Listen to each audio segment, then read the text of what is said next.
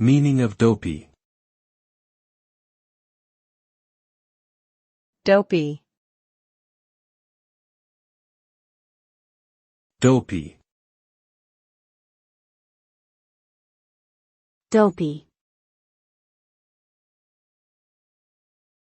Dopey. The word dopey typically refers to a state of being sluggish or disoriented due to exhaustion, intoxication, or medication. A person who is dopey may exhibit symptoms such as drowsiness, slow movements, and impaired cognitive function. This term can also be used in a more playful or endearing context to describe someone who is acting silly or clumsy. Overall, dopey connotes a sense of temporary impairment that can impede one's ability to function normally but is not necessarily indicative of a serious medical condition.